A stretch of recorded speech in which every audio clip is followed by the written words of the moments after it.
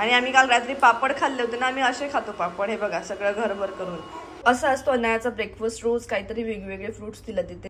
नावचं सगळ्यात जास्ती फेवरेट काय आहे ग? काय ग नानी? हा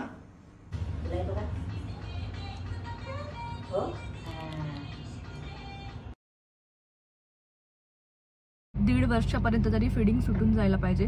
जर बाळाची 1.5 वर्षात फिडिंग नाही सुटली तर मग ती 2 वर्ष 2.5 वर्ष ही चालते. ज्या डोक्यावर परिणाम होतो की आईने असं काय केलं आपल्याशी. लाडू बनवण्यासाठी मी काय काय घेतलेलं इथे बघा. यार लकी की अनाया ना थोडीशी सेफ खेळते. फिरता फिरता अनायाच्या हात मी काहीतरी खायला देत असते आणि ती बघा स्ट्रॉबेरी किती मस्त खाते. आणि हे फायनली माझ्या मेहनतीचं फळ. अरे वा, this is very good. Very healthy. Wow, Nanu liked it. अर्धा लाडू रोज नानू खायला. आता ही नानूची आहे फ्रेम. नानू आपण याच्यामध्ये लावलेलं तुझे केस. तो तुझ्या अरे हा ब्रश बघ किती मस्त आहे. म्हणजे रुसणार नाही. हे all very good morning to all of you. तुम्हा सर्वांचे एका नवीन ब्लॉग मध्ये खूप खूप स्वागत करते. आणि मी आता एकदम झोपेतून उठणं बोलायला सुरुवात केलेली आहे आणि मला खाली हसायला येत आहे. आम्ही लवकरच परत कुठेतरी चाललेलो आहे. आता कुठे जाणार आहे तुम्हाला पुढच्या काही ब्लॉग मध्ये कळणार आहे. आणि दोघं वेगवेगळं चाललेलो आहे. मी वेगळी आणि रोशन वेगळा. असं फर्स्ट टाइम होणार असणार आहे. पण त्याची तयारी चाललेली आहे आमची. आणि रोशन एकटा चालला त्याच्यामुळे त्याच्यासोबत काहीतरी द्यायचं आहे. म्हणून मग आता मी त्याला आज ड्रायफ्रुट्सचे लाडू बनवून देणार आहे. तसंही काय होतं माहिती आहे का, आम्ही ड्रायफ्रुट्स खातच नाही. खूप निर्णय करतो की खाऊ फ्रुट्स तरी खाणं होतं पण ड्रायफ्रुट्स खाणंच होत नाही. मग ऑप्शन एक चांगला आहे की लाडू बनवून ठेवला ना, रोज एक आपल्या फ्रुट्ससोबत लाडू घेतो आणि तो खाऊन घेतो. आणि अवॉइड करतो की त्याच्यामध्ये गोड काही ॲड करेल. आणि डेट्सनीच बनवते मी. बट गरज पडलीच तर थोडासा गूळ टाकते.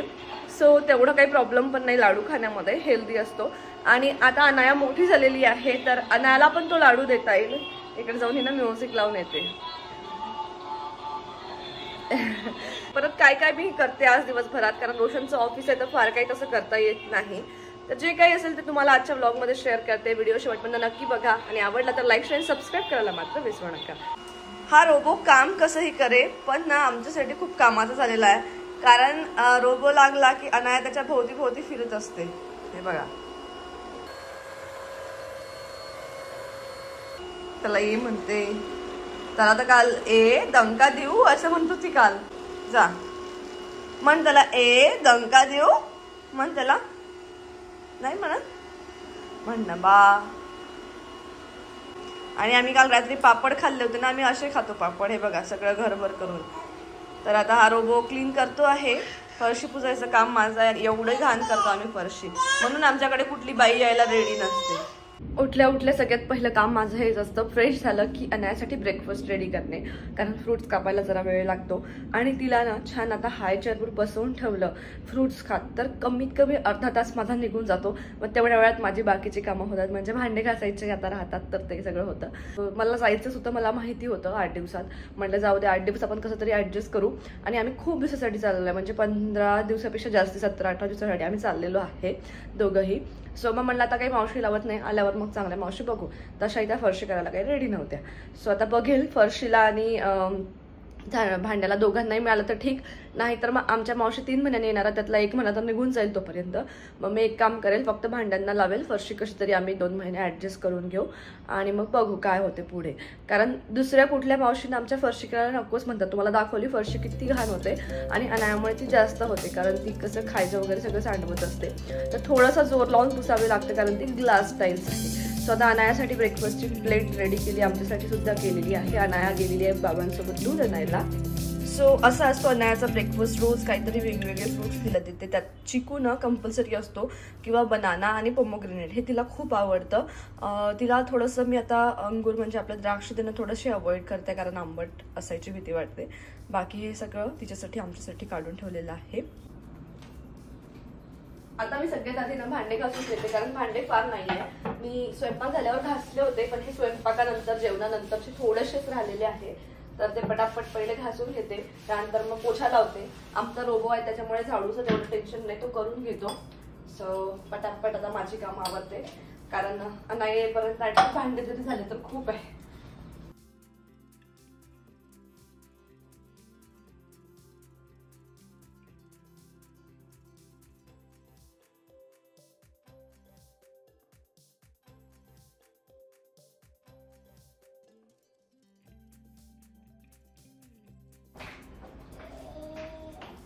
दे पाहिजे अशी प्लेट दिसली की नानूचं दे दे.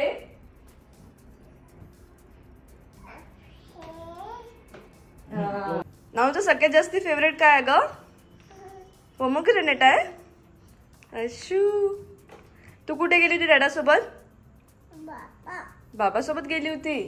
बापरे कुठे गेली होती मा? भूर मला नको हा. आणि खाली सांडवायचं नाही नानू. तू चिकू खाऊन बघितला का? चिकू चिकू तुला आवडतो ना? खाऊन बघ. आणि अनायाला असं इझी केलं की माझे इकडचे काम होतात. माझे भांडे घासून झाले लकीली ते येईपर्यंत, कारण थोडेसेच होते. आता फरशी पुसायची राहिलेली आहे फक्त. तर आज चहा प्यायची इच्छा झाली आमची. आम्ही म्हणून दूधच आणत नाही की चहा प्यायची इच्छा होऊ नये. आता म्हणलं चला एखाद्या दिवशी ठीक आहे. वीकमधनं हार्डली आम्ही 2 ते 3 वेळा चहा पिलेला असेल आणि पितोय मागच्या 2 वीकपासनं. आता 3रा वीक चाललेला आहे. तर एकाएकी तर काही सुटत नाही आमच्याकडनं. आमच्या किती 7 जुने 14 चहा व्हायचे, त्याच्यापेक्षा मग 3 किंवा 4 चहा तर ओकेच आहे असं मला वाटते. पण ते नाही ऍक्च्युली डाएट करताना. डाएट करण्यापेक्षा खूप स्ट्रिक्ट डाएट हे होत नाही आमच्याकडनं. जेवढी पॉसिबल होईल तेवढी करतोय, कारण अनायाला बघून सगळ्या गोष्टी मॅनेज करणं तेवढं सोपं नाहीये. डाएट करणं कठीण नाहीये, पण डाएट फूड बनवणं सगळ्या गोष्टी ब्रेकफास्ट वेळेत सगळं ते थोडंसं कठीण पडतं. चहा बनवते आणि सोबतच पोछा पण लावते, म्हणजे दोन्ही गोष्टी होत राहतील. सकाळची एवढी धावपळीत कामं केली ना मग दिवस एकदम फ्री असं वाटतं की काहीच काम नाही आपल्याला.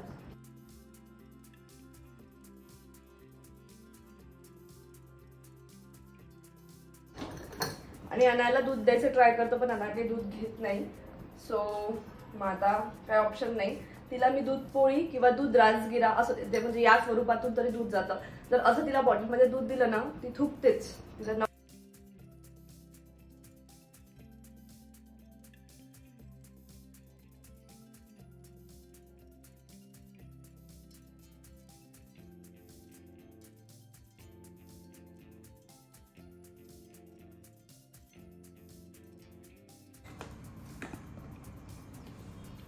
काय करणार हे? हा असे फ्रुट्स खात असतात नानू. वा वा वा वा. हे व्हेरी नाईस. चला आम्ही चहा पितो, तू खा.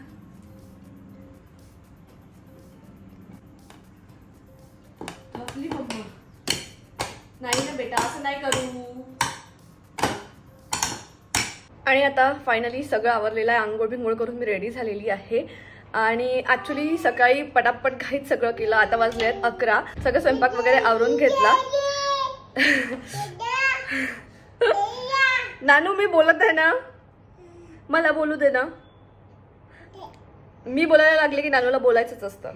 आज स्वयंपाक एकदम शॉर्टकटमध्ये होता, कारण बाकीची कामं असली किंवा बाहेरचं काहीतरी करायचं असलं तर मग स्वयंपाकात वेळ काही घालवत नाही. सो दाल राईस असं होतं. आणि आज पण ब्रेकफास्ट तिने काही फार केलं नव्हतं, म्हणजे फ्रुट्स खाल्ले नव्हते. मग तिला थोडंसं दूध राजगिरा वगैरे दिलं. मला जायचं आहे हेअर कट करायला. तर मी ना प्रत्येक 6 महिन्यातनं तरी एकदा हेअर कट करते. ऍक्च्युली मला फार मोठे केस काही आवडत नाही, म्हणजे इतके फाईन आहे. आणि त्यातल्या त्यात हिला मी बोलायला बसली की गाणे लावायचे असतात, मध्ये मध्ये बोलायचं असतं. सो दोनही लावायचे. गाडी आहे आणि तिचं बेबी वॉकर आहे. तर एकदा वॉकर चालवते, एकदा गाडी चालवते आणि मग नाचते. तिच्या आवाजात काही बोलणं शक्य होत नव्हतं. म्हटलं मी आतमध्ये येऊन बोलते तुमच्याशी. सो आणि तिने कपडे घातलेले नाही, आंघोळ गेली तेव्हा, म्हणून तुम्हाला तिला दाखवलं नाही. तिला कपडे घालून द्यायचे आहे. तिला असं उघडं फिरायला फार आवडतं. फक्त डायपर घालते आणि फिरत बसते घरभर. कपडे घालायला नको म्हणते. मग आम्ही पण थोडं मोकळं ठेवतो, कारण आता उन्हाळा आहे तसा तर त्रास होतो. म्हणून मग थोडा वेळ ठीक आहे जाऊ दे असंच ठेवतो तिला. सो आता ती तशीच आहे, तिला कपडे घालून द्यायचे आहे. आता म्हटलं जाऊया हेअर कट करायला. रोशनचं ऑफिस 2ला सुरू होतं, त्याच्या आधी मला सगळं आवरायचं आहे. सो म्हटलं चल बाहेरून पटकन ही कामं करून येऊ. डाळ भात आहे तेवढं खाऊन घेतो, तिचं खाऊन झालेलं आहे. थोडं थोडं आम्ही पण खातो. जातो हेअर कट करतो. माझे आयब्रोज पण खूप वाढलेले आहेत आणि ते पण मला करायचे आहे. वॅक्स वगैरे आता करत नाही सध्या, कारण तेवढा वेळ नाही आहे. म्हणून मग पटापट तेवढं जे मेन आहे तेवढं आवरून येतो. आणि केस मला का छोटे आवडतात तर ॲक्च्युली ना मेंटेन करायला पण खूप जड जातात, माझे फार मोठे नाही आहे पण जेवढे केवढे आहे ना मग ते धुवा, मग त्याला कंडिशनर लावा. आणि हो, मला सगळ्यांनी म्हटलंय की हेअर केअरचा पण व्हिडिओ सांगा. सो लवकरच मी तुमच्याशी माझ्या हेअर्सची केअर कशी घेते हे शेअर करणार. म्हणजे मी काय काय वापरते, कंडिशनर कुठलं वापरते, शॅम्पू कुठला वापरते, यावर डिटेल व्हिडिओ बनवेल मी लवकरच. केस कापले ना तर खालचे केस ज्याला असे स्प्लिट्स येतात ते येत नाही, म्हणून 6 महिन्यातनं एकदा प्रत्येकाने थोडे का होईना पण केस कापले पाहिजे. म्हणजे त्याच्याने केस मेंटेन राहतात, छान दिसतात आणि बाउन्सी दिसतात, स्प्लिट्स दिसत नाही, म्हणजे ते बेकार झाडूसारखे होत नाही. सो असं स्ट्रॅटेजी मी वापरते आणि म्हणून प्रत्येक 6 महिन्यात मी एकदा हेअर कट करते. सो चला मग आता पहिले हेअर कट आणि माझं पार्लर टाईम करून येते. ह्या टकलूला रेडी केलं. पाणी प्यायला तर एवढं आवडते आम्हाला. हो नानू, हाय केलं तू सगळ्यांना? हाय केलं? हाय केलं तू? हाय, हॅलो एव्हरीवन. गुमसून झोप आली असेल ना आता. डॅडासोबत तुला बेअर करायचा बेटा थोडा वेळ. हो चला. सो मग सलॉनमध्ये पोहोचलो आणि तिथे हेअरकट करायला बसली मी. आमच्याकडे अराउंड 2 तास होते, त्याच्यात आम्हाला घरी यायचं होतं. त्यांना तसं सांगितलं की बघा एवढं एवढं करायचं आहे आणि 2 तास आहे, तर त्याच्या स्पीडने तुम्ही सुरू करा तुमचं काम. आणि नेहमी मी एकाच सलॉनमध्ये जाताना यांच्याचकडनं केस कट करते. सो केराटिन ट्रीटमेंट पण मी इथेच केली होती, यांच्याचकडनं केली होती. मला खूप जणांनी विचारलं होतं की तुमची हेअरकट कुठली आहे, तर नेहमीच मी स्टेप विथ लेअर करते. पण यावेळी म्हटलं नाही, काहीतरी वेगळं करावं आणि मला एकसारखे केस हवे होते. तसं त्यांना मी माझी रिक्वायरमेंट सांगितली आणि मग त्यांनी मला सांगितलं की केस किती राहतील, म्हणजे किती शॉर्ट लेंथ करावी लागेल.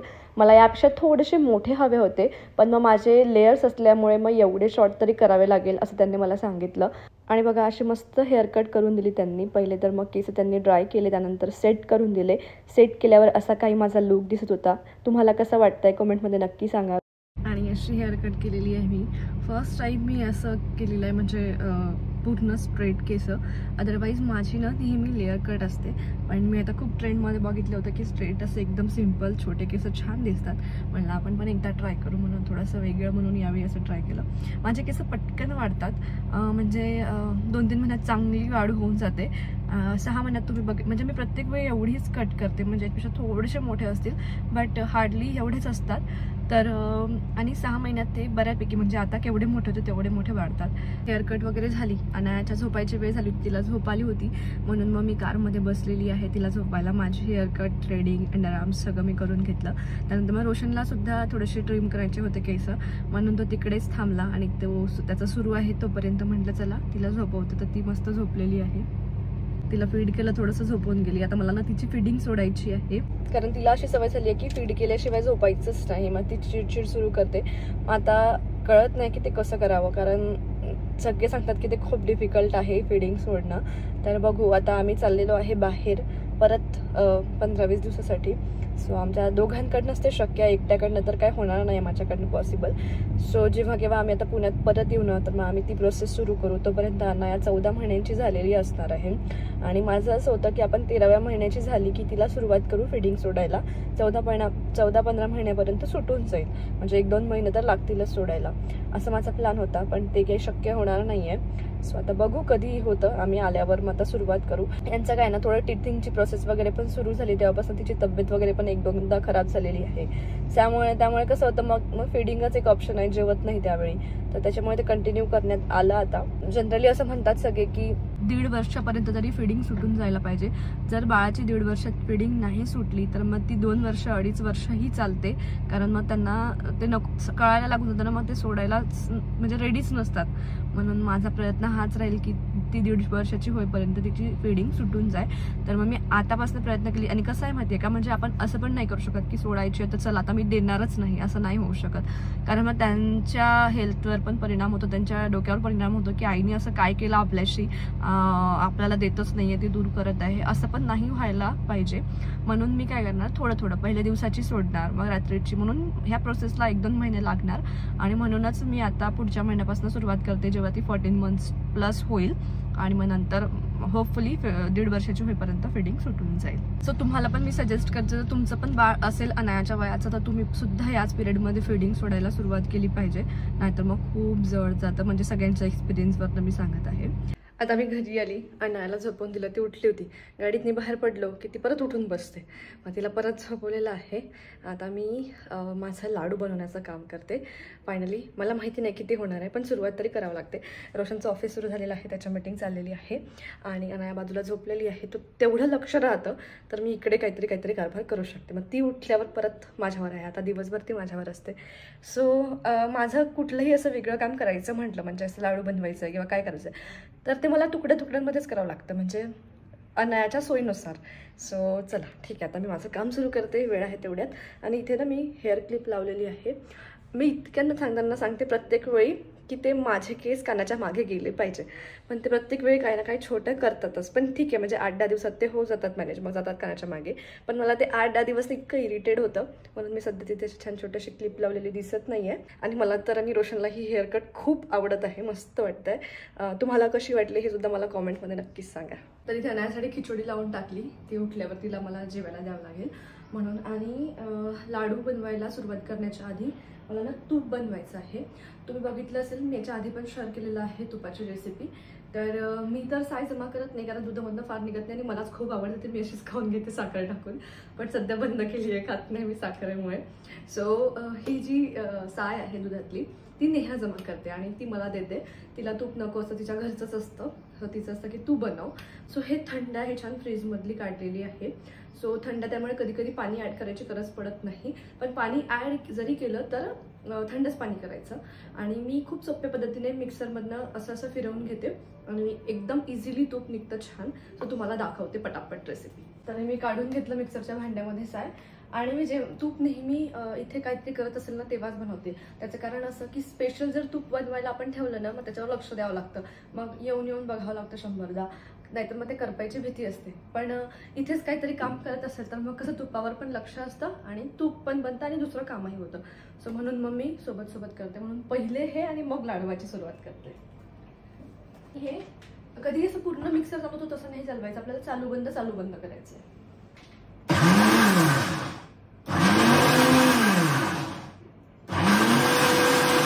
आणि माझा तूप बनवायचा रेशो ना 50% आहे. 50% टाइम चुकतं, 50% टाइम चांगला बनतं. मी प्रोसेस नेहमी एकच वापरते, पण मला नाही माहिती काय कधी गडबड होते. तुम्हाला माहिती असेल तर मला सांगा की काय गडबड होते नेमकी. तर कधी कधी माझी एकदम प्रॉपर मस्त लोण्याचा गोळा तयार होतो, मी हीच प्रोसेस फॉलो करते. आणि कधी कधी त्याचं पूर्ण पाणी होऊन जातं. त्याच केसमध्ये तूप वाया जात नाही. जेव्हा लोण्याचा गोळा छान बनतो ना तेव्हा तूप भरपूर निघतं, पण जेव्हा लोण्याचा गोळा बनत नाही ना त्यावेळी मग ते पाणी त्याचं तूप खूप कमी निघतं आणि खूप जास्ती वेळ पण ते शिजवावं लागतं. सो आय डोंट नो की काय त्याचा प्रकार आहे. तुम्हाला माहिती असेल तर मला नक्की सांगा कॉमेंटमध्ये, किंवा यापेक्षा दुसरी काही प्रोसेस तुम्हाला माहिती असेल चांगली. ही तर माझी आई करते म्हणून मी तशी करते. तुम्हाला काही चांगलं माहिती असेल तूप बनवण्याची पद्धत तर मला नक्कीच सांगा तुम्ही कॉमेंटमध्ये. बनतोय म्हणजे प्रोग्रेस बरी आहे माझी यावेळेसची. आणि थोडंसं पाणी टाकायची गरज आहे. तर मी ही फ्रीजमध्ये थंड पाणी करायला ठेवलं होतं थोडंसं वाटीभर, कारण फार लागत नाही, थोडंसंच लागतं. ठीक आहे, तिकडे तूप ठेवलेलं आहे, तिकडे कुकर लावलेला आहे. तेवढ्या गोष्टी झाल्या. फायनली लाडवाला सुरुवात करते. आणि लाडू बनवण्यासाठी मी काय काय घेतलेलं आहे इथे बघा. खूप साऱ्या गोष्टी घेतलेल्या आहे मी. एकदम हेल्दी लाडू बनायला पाहिजे. तर इथे खजूर आहे, त्यानंतर इथे सगळ्या ज्या पंपकिन सीड्स, वॉटरमेलन सीड्स हे सगळे सीड्स आहेत ते घेतलेले आहेत. त्यानंतर बदाम, काजू, पिस्ता घेतलेला आहे. आणि हा पिस्ता सोलण्यामध्ये माझा खूप वेळ गेलेला आहे. त्यानंतर मग इथे मी हे फ्लेक्स सीड्स घेतलेले आहे, जे की खूप हेल्दी असतात आणि असे खाणं खूप कठीण आहे. मग ते लाडूमध्ये असले की तेवढंच जातं पोटामध्ये. तीळ घेतलेले आहे. तसं तर गरमी आहे, तीळ नको टाकायला, पण ठीक आहे थोडंसं घेतले एक वाटी, कारण लाडूला बाइंडिंग छान येते आणि टेस्ट पण चांगली येते. त्यानंतर इथे ओट्स घेतलेले आहे. ओट्स खूप हेल्दी असतात आणि याला पण द्यायला चांगलं होईल. आणि बाकी सगळे जे ड्रायफ्रुट्स आहेत त्याच्यामध्ये ना थोडं ऑइल सुटतं, मग काहीतरी सुक्कं पाहिजे ज्याने बाइंडिंग छान येते लाडूला. सो हे इथे ओट्स घेतलेले आहेत. प्लस हे मी दुबईला जाताना आणण्यासाठी ड्रायफ्रुट्स पावडर बनवून घेतलं होतं, ते पण आता मी याच्यामध्ये मिक्स करणार आहे, नाहीतर मग ते तसंच पडून राहून काही दिवसात खराब होऊन जाईल. प्लस हे पण घेतलेलं आहे रागी पावडर, म्हणजे नाचणीचं पावडर आहे, जे की मी घरीच बनवलं होतं. दुबईसाठी अनायाची बॅग कशी पॅक केली त्या व्हिडिओमध्ये तुम्हाला सांगितलेलं आहे की नाचणीचं पावडर घरी कसं बनवायचं. सो तुम्हाला जर हवं असेल हे होममेड नाचणी पावडर तुमच्या बाळासाठी खूप हेल्दी असतं. पण न्यायला आजकाल मी असं पॉरेज वगैरे बनवून काही देत नाही, तर मग हे तसंच राहून जाईल म्हणून मग आता लाडूमध्ये मी ऍड करत आहे. नंतर तेच दुबईला आम्ही नेला, त्यामधला थोडासा भाजलेला रवा सुद्धा राहिलेला आहे. म्हटलं चला सगळं संपवून टाकू, हे पण ऍड करते याच्यामध्येच. प्लस हा सगळ्यात हेल्दी म्हणजे मखाना, हा पण मी ऍड करणार आहे. सो एवढं पूर्ण पॅकेट नाही तर 50% मी ऍड करणार आहे आणि 50% अनाला असेच खायला तुपात भाजून ठेवणार आहे. तर आता पटापट लाडू बनवायला सुरुवात करते आणि सगळे इन्ग्रेडियंट्स वगैरे मी डिस्क्रिप्शन बॉक्समध्ये शेअर करते की काय काय सगळं घेतलेलं आहे. प्रमाणात काहीच घेतलेलं नाहीये, जे घरात जेवढं काही अवेलेबल होतं ते तेवढं मी घेऊन घेतलं आहे. सो असं प्रमाण म्हणून काही नाही, तुम्ही कमी जास्त सगळ्या वस्तू करू शकता. फक्त काय काय घेतलेलं आहे हे तुम्हाला मी खाली इन्ग्रेडियंट्स मेन्शन करते. तर कढईमध्ये पहिले 1 चम्मच तूप टाकलं आणि सगळ्यात आधी ड्रायफ्रुट्स भाजून घेते. सो बदाम, काजू आणि पिस्ता ह्या 3 गोष्टी मिक्स करून भाजते, कारण त्या सगळ्या मोठ्या मोठ्या आहेत आणि भाजायला सारखा वेळ लागतो. लाडू बनवण्याची सगळ्यात पहिली प्रोसेस म्हणजे सगळ्या गोष्टी भाजून घेणे आणि मी इथे एक एक करून सगळं भाजायला सुरुवात केली. तर सगळ्यात आधी काजू, बदाम, पिस्ता घेतलेला आहे आणि हे सगळं सोबत घेण्याचं कारण असं की ह्या सगळ्या गोष्टी भाजायला एकसारखा वेळ लागतो आणि खूप जण हे फोडून घेतात, पण मी असं सगळंच घेतलेलं आहे. याच्या आधी जेव्हा बनवलं तेव्हा फोडून घेतले होते. तुम्हाला तसं वाटत असेल तर तसंही तुम्ही करू शकता. सो इथे हे भाजायला फार वेळ लागत नाही. मीडियम फ्लेमवर भाजले तर 5 मिनिटात हे भाजून होतात. तुम्ही बघू शकता काजूचा रंग थोडा चेंज व्हायला लागलेला आहे आणि तो जळायच्या आधी आपल्याला गॅस बंद करायची आहे आणि हे आता बाजूला काढून थंड होऊ द्यायचं आहे. हे झाल्यावर लगेच कढईमध्ये 1 चमचा परत मी तूप ॲड केलं आणि तिथे टाकले आहे सगळे सीड्स. तर हे सीड्स पण सोबत भाजण्याचं कारण सेमच आहे की याला भाजायला सारखा वेळ लागतो. जर का तुम्ही असं केलं, काजू बदामसोबत सीड्स घेतले किंवा कुठली बारीक वस्तू म्हणजे तीळ भाजायला घेतली तर तीळ जळून जाईल आणि काजू बदाम भाजायला वेळ लागेल. तर ह्या सगळ्या गोष्टींना लक्षात घेऊन तुम्ही कुठली गोष्ट कुणासोबत भाजायला पाहिजे हे ठरवायचं आहे आणि मग अकॉर्डिंगली सोबत सगळं भाजायला घ्यायचं. एक एक करून सगळं भाजायला घेतलं तर वेळ खूप जाईल, म्हणून हे सगळं मी असं करते आहे. आता सीड्स भाजायला सुद्धा फार वेळ लागत नाही. 7 ते 8 मिनिटांमध्ये मीडियम फ्लेमवर हे सीड्स छान भाजले जातात. सो इथे मी पटापट मस्त हे सुद्धा भाजून घेतले आणि हेही थंड होण्यासाठी बाजूला काढून ठेवले. बघा आमचा भोंदू हा फॅनावर झोपतो. फक्त अर्धा तास झालाय मला. आता 2च गोष्टी भाजून झाल्या, बाकीच्या व्हायच्या राहिल्या.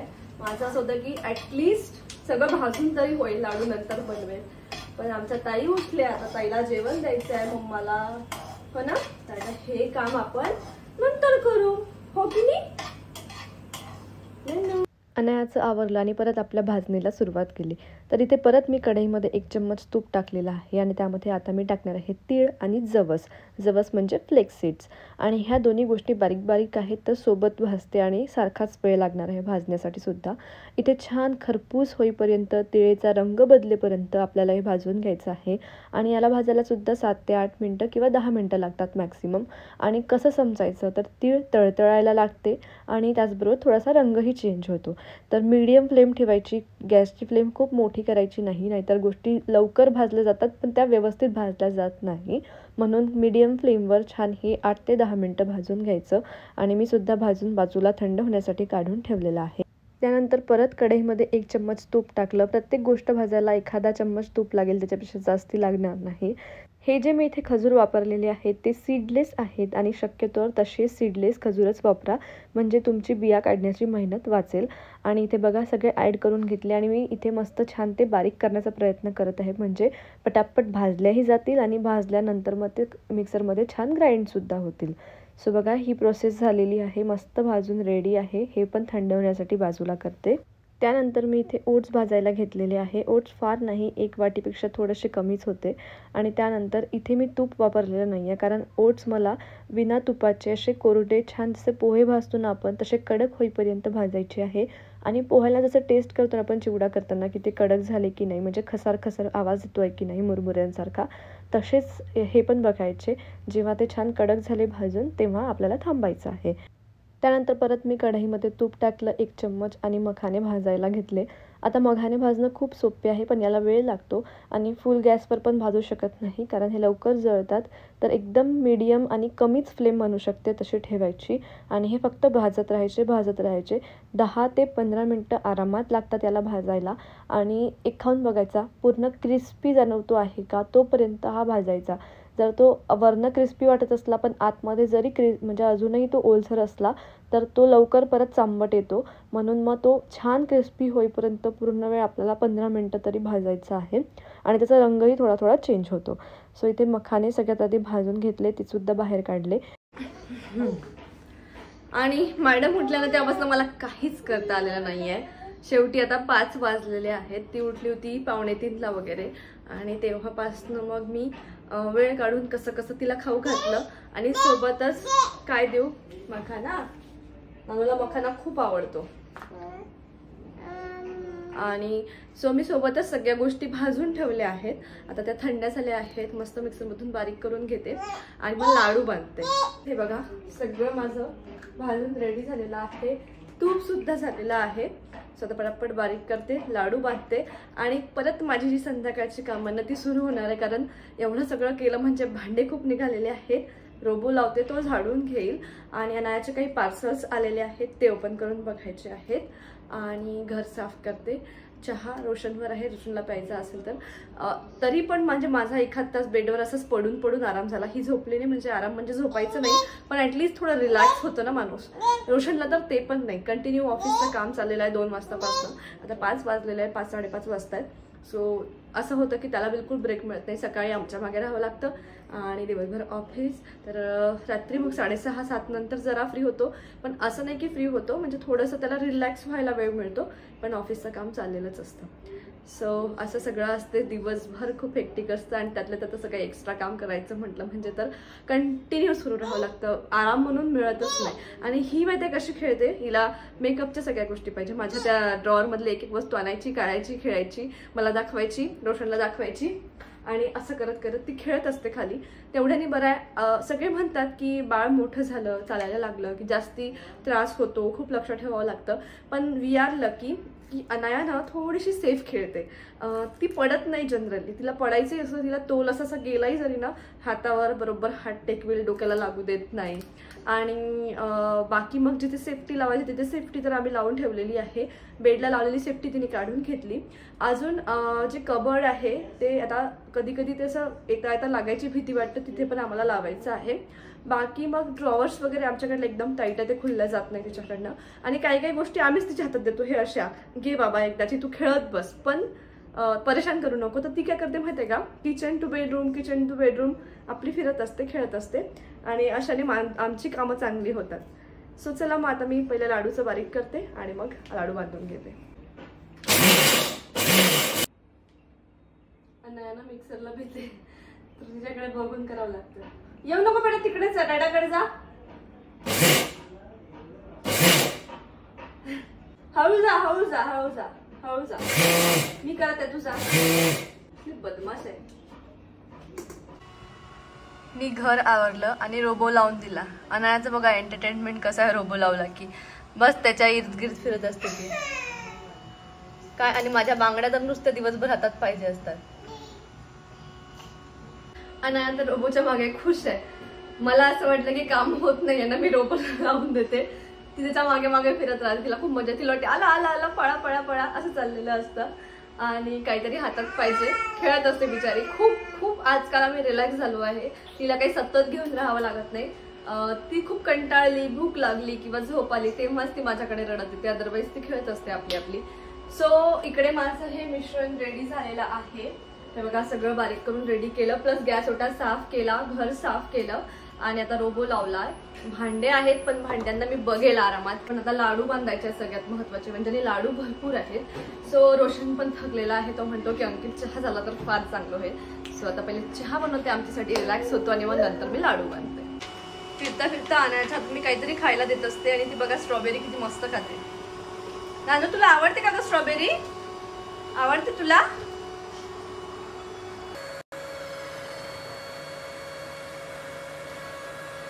मत्त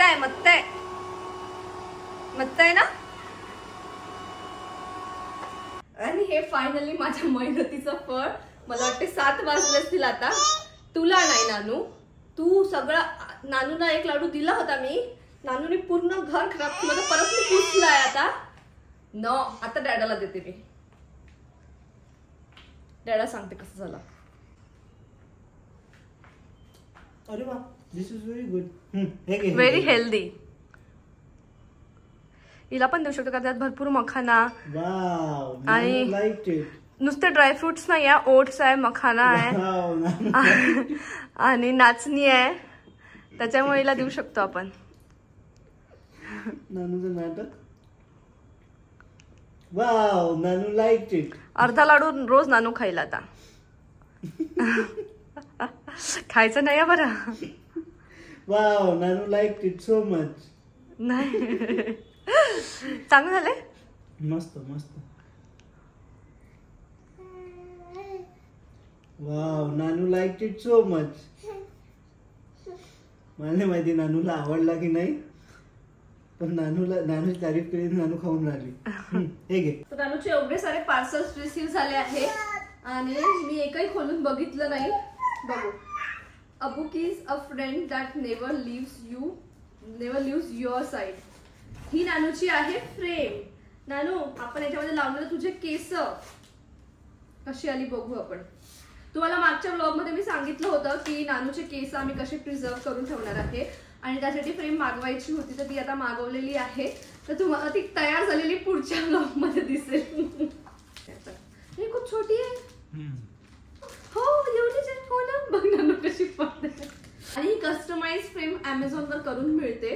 तर इथे अनायाचं नाव लिहून घेतलेलं आम्ही, तिची डेट ऑफ बर्थ लिहिलेली आहे. बापरे, चक्क रोशननी डेट ऑफ बर्थ नानूची बरोबर लिहिली आहे, कारण त्याला आमच्या लग्नाची अॅनिव्हर्सरीची डेट माहिती नसते आणि ते लग्नाच्या 15 दिवसात तो विसरला होता. त्याचा किस्सा आता जाऊ द्या. इकडे ना नानूची असे केस लावायचे आम्हाला, ओरिजिनल वाले. हे कुठून ऑर्डर करायचं याची लिंक हवी असेल तर तुम्ही मला कमेंट करा, मी तुमच्याशी लिंक शेअर करते. आता अनायाला दात आलेले आहेत 4 दात. सो तिला हळूहळू आम्हाला सवय लावायची आहे दात घासण्याची आणि म्हणूनच काही प्रोडक्ट्स मी ऑर्डर केलेले आहेत. तर हे सगळे प्रोडक्ट्स आहेत दातासाठी अनायाच्या. टूथ गम वाईप्स. तर सध्या तिला फार दात नाहीये ना, 4च दात आहे. 4 मधलाही एक ना अर्धाच आहे, येतोय. तर म्हणून हे गम्स जे आहे, गम वाईप्स, ते आता सध्या कामी येईल. तिला नेक्स्ट स्टेप म्हणजे 7, 8 किंवा 9, 10 दात येतील ना, तेव्हा आम्ही ब्रश सुरू करू. हा घे. हे आहे तिचं टूथपेस्ट. नाही बेटा, एकच ब्रश. एकदम मस्त ब्रश आहे का नानू, खोलून बघायचंय का? वा वा, छोटू छोटू. अरे हा ब्रश बघ किती मस्त आहे, म्हणजे रुतणार नाही. अजून काय आहे? सो ह्या 3 वस्तू तिच्या टीथिंग साठी आणलेल्या आहे आणि आता लवकरच आम्ही सुरुवात करू तिचे दात घासायला. तुमच्याशी शेअर करेलच तिचं रुटीनचा व्हिडिओ जे मागे राहील की कसं काय अनाया सपोर्ट करते किंवा तिला कसं वाटतंय दात घासून. तिला आता बाळांना अशी दाता आल्यावर सवय, तर तुमचं बाळ सुद्धा 1 वर्षाचं झालेलं असेल आणि दाता आलेले असतील तर तुम्ही सुद्धा दात घासायची सवय लावायला पाहिजे, कारण काही सवयी वेळेतच लावलेल्या बऱ्या, नाही तर मग त्या लावायला खूप कठीण जातात.